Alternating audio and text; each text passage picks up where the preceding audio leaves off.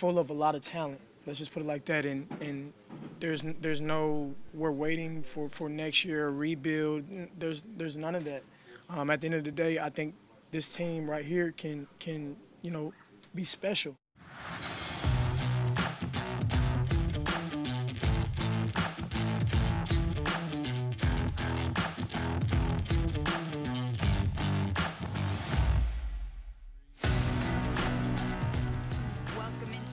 Today, I'm Olivia Landis, joined by Eric Allen. This is Practice Today, presented by SiriusXM. We are here in the Atlantic Health Jets Training Center. And EA, we just saw Jamal Adams speaking to the media following the loss against the Vikings this past Sunday. And Jamal Adams said, this team is a great team. This team right here can be special when speaking on adversity. And adversity seems to just be coming for this Jets team. They had some unfortunate news today. Coach Todd Bowles talked about how Bilal Powell will be placed on injured reserve following a neck injury after he suffered it in the Vikings game. How does this affect the Jets offense? Well, before you even talk about how it impacts the Jets offense, you got to talk about Bilal Powell, the person, because when you heard Todd Bowles discuss it today, he said that he's going to require surgery, and his neck injury is similar to what Quincy Enunwa suffered, but in terms of this injury, it could be worse than the one that Quincy Enunwa faced, and it potentially could be career-threatening. And Bilal Powell is the longest-tenured New York Jet. He is 3 days short of 30 years old, and what a tough blow, because guy's a spark plug. He's been so productive throughout his career, over 8 seasons, the 10th leading rusher in franchise history. Capable out of the backfield, a dependable blocker, and a consummate professional. So in addition to how does it impact the Jets offensively, let's think about how it impacts Bilal Powell, the person, because you're wishing him the best as he endures the surgery coming up, and hopefully he's able to resume his career. But that's the worst thing you fear when these guys are out there on the gridiron every Sunday, Liv, is that when they take these hits, and it's a brutal sport sometimes, is this guy going to be able to recover from it? Some really unfortunate news, like you said, not only for the team as a whole, but Bilal Powell, an individual, obviously wishing him the best in recovery, and hopefully he can get back up on his feet and hopefully have more time here with the Jets. But let's recap a little bit of this Vikings and Jets game this past Sunday.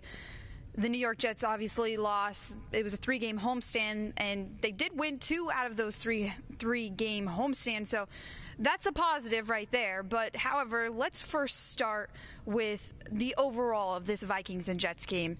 The Jets kind of came out, with that positive attitude coming off of a 2-game win streak. But what are the differences of this team this year at this point, who are now 3-4, and last year's team with the exact same record? Jamal Adams talked about how they are at the exact same record as last year. Yeah, after 7 games, the Jets were 3-4 last year. They lost the Miami Dolphins, and they actually came home after that and lost a game to the Atlanta Falcons. And they were 3-5 at the midway point. They ended up losing 7 of their final 9 games. But Jamal Adams addressed the media after Sunday's game and said, this is a different team. That is not going to happen again. This is a completely different Jets roster in 2018. And I think the vibe remains positive in that locker room. Everybody very disappointed that they weren't able to move to 4-3 with a win over the Vikings. And they let some opportunities slip away during that ball game.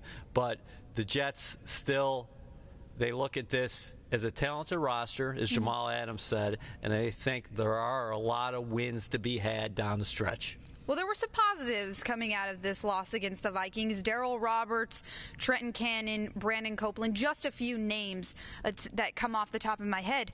And how has this next man up mentality showed through some of these players like Darryl Roberts and Trenton Cannon? Yeah, I'd first start off with Cannon, because in terms of Bilal Powell, he won't be out there for the Jets anymore in 2018. And Cannon got his feet wet in the National Football League last week. We saw him get free on an explosion play. Sam Darnold hit him on the wheel route for a 35-yard gain. He had 4 or 5 receptions in that game, and Trenton Cannon has speed to burn. The Jets are going to depend on the rookie here coming up when they play the Chicago Bears. Isaiah Crowell, and we'll get to the injuries later. Isaiah Crowell practiced full today, so that was a positive for the Jets. But Trenton Cannon got his feet wet last week, got a couple of receptions, so that was good to see, and that's going to help him down the stretch here. In terms of adding a back, the Jets might get one back next week in Eli McGuire. He'll be eligible to come off injured reserve. But Trenton Cannon, the rookie from Virginia State, like I said, he can straight up fly. And I think that should give him confidence, what he was able to do last week against the Vikings. I spoke actually to Brandon Copeland post-game last week, and something that really came up consistently was consistency. He kept saying how this is the next step. This is what this team needs to do, not only as a defense, but as an offense. To find success is find that consistency, because he said we might start games out strong, but it seems as though we're not finishing them out strong. Yeah, and Copeland he's an example of that next man up mentality, because remember the Jets lost Josh Martin here early this season, and Copeland came over, signed as a free agent from Detroit. I thought he had one of his better games against the Minnesota Vikings, snuffing out an end around and then almost taking Kirk Cousins down for a safety there. Here's the end around. This is just a tremendous play by Copeland. Yeah. He wasn't fooled at all. He's brought some athleticism off the edge, and he's done some good things. I thought that was his most impressive performance probably so far through 7 games with the New York Jets. Now, although we always want to look at the positives of the game, there were, of course, some negatives in this loss to the Vikings. The Jets lost the turnover battle. Darnold threw 3 picks, unfortunately, and there was inconsistency in not only the run game, but the offense as well. The Vikings defense held the Jets to only 2 of 13 on third down conversions. So although Sam was talking about, I think what's really going to help this team is me having confidence in my throws. What is the next step? What does this team need to do to see success this Sunday? Well, the recipe for success, we've seen it so far for the New York Jets, is to win the turnover battle against the Vikings. You're not going to beat a team like Minnesota when you're -4 in the turnover department. Also, offensively, when the Jets have been humming, we've seen them have some balance both in the run game and in the pass game. Sam Darnold, 3 interceptions last week against the Vikings. One definitely wasn't his fault late in the game, a pass that went off the hands of Teron Peak, but he continues to work, and the challenge for him now is he's constantly having to work new guys in this offense because of the injuries, and that is part of the life in the National Football League. Darnold has to go on now without his top target in Quincy Enunwa and one of the Jets' top offensive weapons, Bilal Powell. You see his numbers right there, 56% passer so far this season, 10 touchdowns, 10 interceptions. Tough game last week, but he showed us the ability to bounce back, and I would anticipate he'll come back and have a good week of practice and be ready for the Bears on Sunday. All right, so there are definitely some things that the Jets need to do moving forward to make some progress in this coming game against the Chicago Bears. But now I want to dive into who you have taking off for this coming Sunday at Soldier Field. Well, there's a lot of guys to choose from here, and we talked about Chris Herndon last week. We did, and we could continue to talk about Chris Herndon each and every week. And then Andre Roberts, as far as the returner is concerned for the Jets, he's done a lot of good things. The Bears gave up 2 touchdowns on special teams last week, so I'm going to actually throw a curveball at us, at the whole production crew, and I'm going with Andre Roberts because I love the curveballs. Yeah, well, I had to right here because when you look at the Bears, they're doing a lot of good things offensively and defensively, but special teams, maybe the Jets can exploit some potential mismatches there. And Andre Roberts, while he put the ball on the ground twice last week, he has been one of the NFL's premier return men so far early this season, both on punt returns and on kickoff returns. Well, the Jets have a tough game this Sunday against the Chicago Bears. And head coach Todd Bowles talked about that. He broke down the Bears' offense and defense when speaking to the media today. Let's hear what he had to say. What stands out about the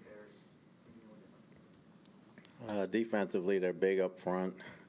Rush the passer very well from the outside. Corners play the ball very well. We know they got good linebackers that can hit.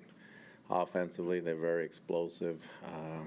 Gabriel and Tariq, they can get down the field on you in a hurry. They got White and they got Robinson as well. They can play. They got runners very good. Jordan, the quarterback's playing well, and he can run. He adds to the rushing attack. So pass lane wise, we got to be disciplined, and they got a great return game. So explosive team, very explosive team.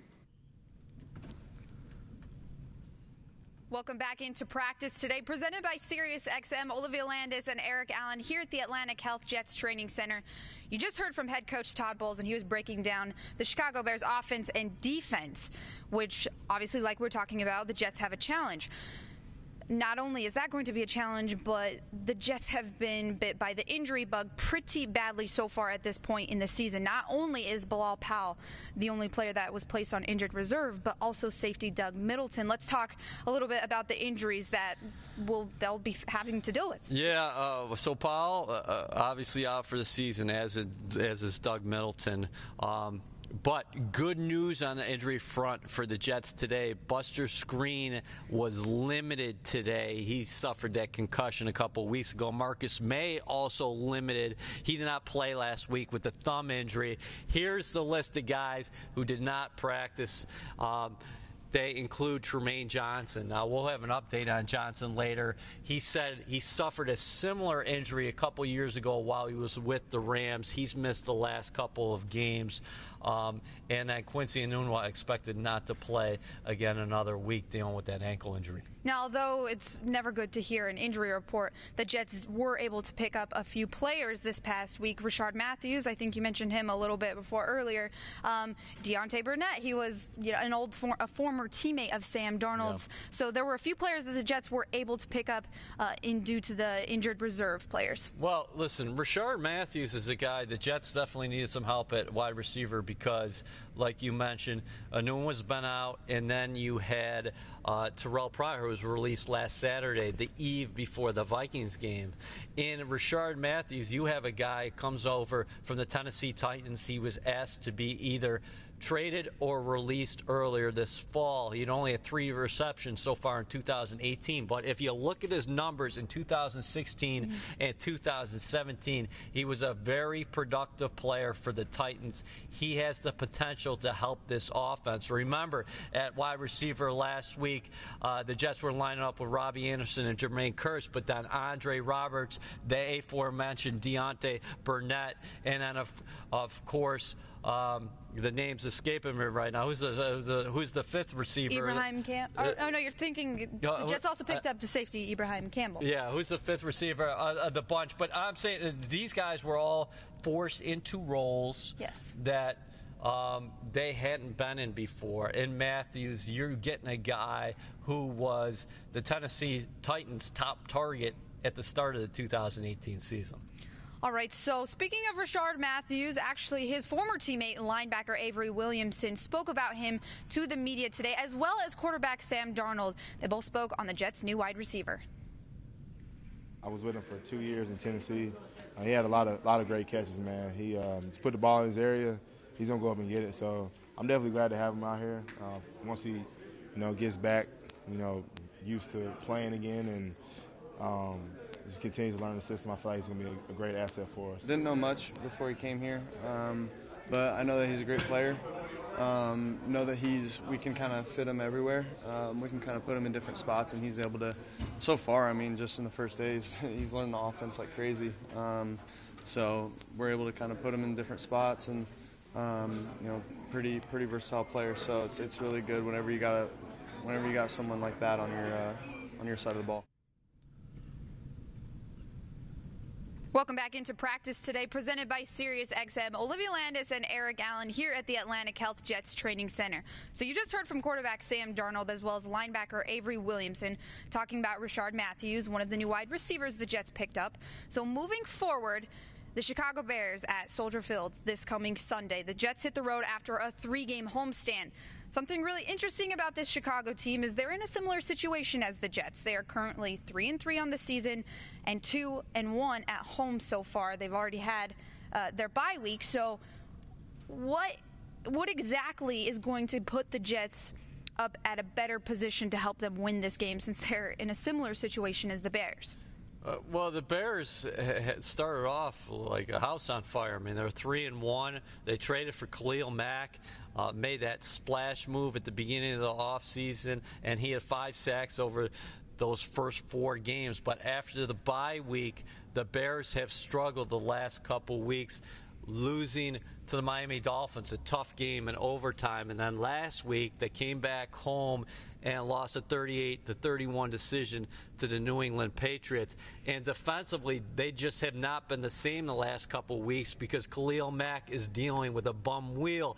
He's got a foot injury, an ankle injury. So we'll have to see how he is later in the week. Offensively, Matt Nagy is very creative. He's going to test you with his schemes, and the Bears have some offensive weapons that the Jets are going to have to contend with. Well, let's roll with the Bears offense. Just last week, like you mentioned, quarterback Mitchell Trubisky actually rushed for 81 yards and 1 touchdown last week. So he's a very mobile quarterback, which can present a challenge for the Jets defense. Yeah.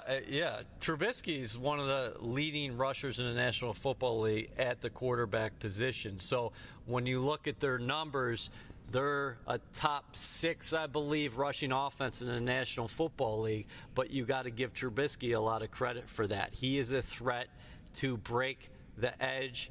You have to maintain your rush lanes. Got to be disciplined in your rush lanes against this team. Look at that, 6th in the NFL in scoring so far this season, and Trubisky got off on the Tampa Bay Buccaneers. He had 6 touchdown passes earlier this year. They got some guys who can do some damage. Taylor Gabriel, they got Tariq Cohen in the backfield. They got some guys who can get down the field, and Allen Robinson, the former productive player at Penn State who started his career with the Jacksonville Jaguars. So Trubisky's got weapons around him, and Nagy is a very creative play caller. On the defensive side of the ball, you mentioned Khalil Mack before, and he is still battling an injury. But in the first quarter of the season, the Bears had 18 sacks. They were leading the NFL. And now, between the last 2 games, they've only had 1 sack. So that might be a little helpful on the offensive side. Not saying that, they're getting a free pass or anything like that, but they may have a little bit less to worry about. The most fascinating thing to me about the matchup last week between the Bears and the Patriots is that Khalil Mack and Leonard Floyd, they're 2 edge rushers. They were both asked to drop in coverage more than they were asked to attack Tom Brady. Of course, I would anticipate, since they are facing Sam Darnold, who is a rookie quarterback this week, making his 8th career start in the National Football League, I would anticipate those guys trying to come off the edges. And Mack, he's one of the premier edge rushers in the National Football League. The Bears have not been able to get Leonard Floyd going. The Patriots were able to have some success against the Bears on the ground, but the Bears' rush defense has been relatively solid this year.